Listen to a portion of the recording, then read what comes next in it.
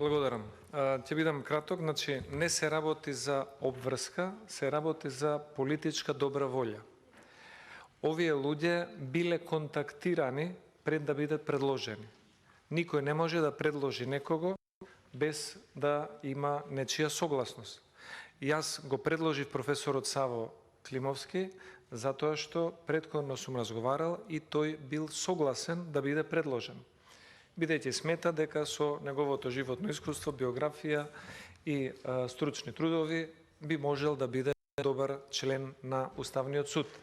Исто така е расположен да дојде пред комисијата и лично да се представи. Колку комисијата ќе му дозволи, дали тоа ќе биде 20 минути, дали ќе има по две прашања, едно од позиција до позиција, тоа останува на волјата на комисијата на работата која што ќе определи претседателот на комисијата, но затоа сметам дека не го предлагам ова како обврска, го предлагам како добра волја за да имаме поголема транспарентност, да знае јавноста, но да знаат и пратениците кого избираат. И не се согласувам со вас дека секој од овие кандидати е добро познат во стручната јавност на истакнати правници. Според мене, не сум прочитал ни едно позначајно дело од предложената кандидатка Васич Бозаджиева како истакнат правник по однос на уставно-правни прашања. Од професорот Саво Климовски сум прочитал најмалку 3 книги за уставно право. И затоа сметам дека треба да ги видиме. Сум слушнал, но не го познавам лично, господинот Витларов, кој што пораснал во правосудните органи, но би сакал, бидејќи не го познавам лично, да видам кој е човекот, што работел и какви замисли има за функционирањето на Уставниот суд и како тој би се носел со обврските и надлежностите на член на Уставниот суд.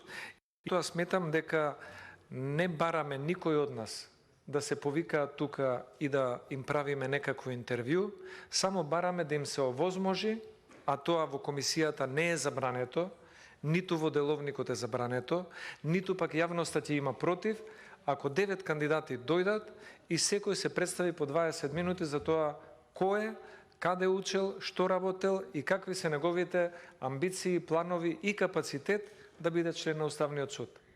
И не знам зошто тоа не би можел да го направи и судијата Скендер, и професорката Живковска, и Климовски, и господинот Витларов, и кои да се други предложени вкупно 9 кандидати.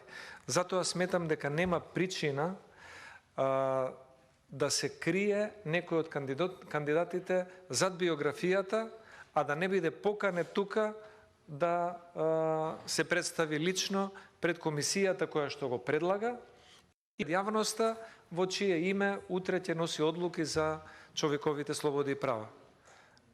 Не гледам зошто некој од кандидатите би се криел, освен доколку има нешто што ние не го знаеме, освен доколку некој има некаков, можеби, хендикеп кој што некој би се обидел да го сокрие.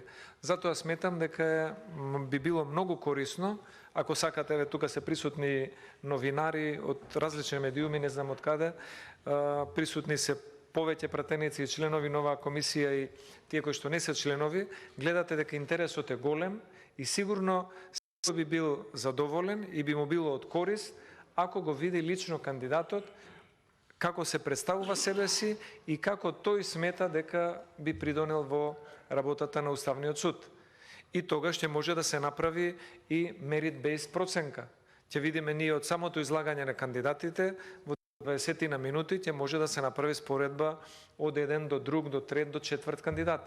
Вака гласаме по напишана писмена биографија, во ред и таа користи, но кога ќе се представи некој лично, тогаш навистина е многу поверодостојно за кого станува збор и што може да направи некој кандидат.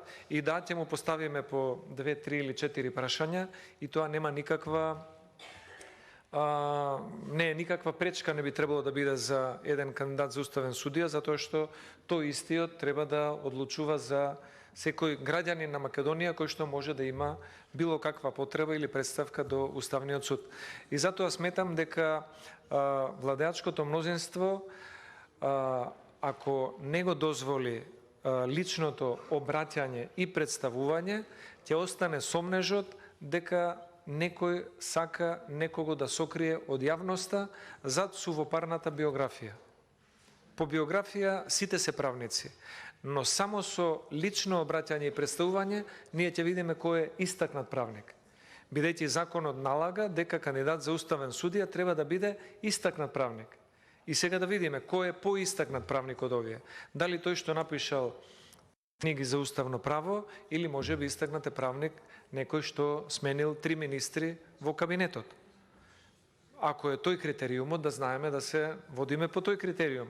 Ако е критериумот стручноста и објава на стручни трудови, да го земеме тоа во предвид. И на крајот од криштата, без разлика што ќе оцениме ние пратеници, нека оцени јавноста. Ние ќе донесеме одредена одлука, но јавноста ќе има можност да коментира, да пофали, да критикува, да споредува, само преку лично присуство и представување, кое што пак ќе повторам, не е забрането ниту со закон, ниту со деловник, ниту пак има основа за немање на политичка волја за едно кратко лично представување на сите овие кандидати, кои што се согласиле да бидат кандидати за уставни судии и со самото тоа се согласиле веќе да бидат дел и на јавна дискусија. Ние сега ќе дискутираме за секого поединечно и би било дури кандидатите малку дискриминирачки ако 60 пратеници или 100 пратеници за нив дискутираат во комисијата за избор и именување, а самите кандидати немаат право барем по 20 минути лично да се представат и на некого можеби да му разбијат одредени стереотипи кои што се стекнати преку, не знам, политизација или некакви други состојби во општеството. Затоа мислам дека личното обраќање и представување на кандидатите ќе биде од корист за сите. Од лично представување во комисијата корист ќе има и предложениот кандидат за член на уставен судија, корист ќе има собранието и сите пратеници за да го запознаат кандидатот, а најголема корист ќе има јавноста, медиумите и граѓаните, бидејќи ќе знаат за кого гласа собранието и ќе може да си направат некој вредносен систем кој според нив тежи повеќе и има подобри компетенции за член на Уставниот суд.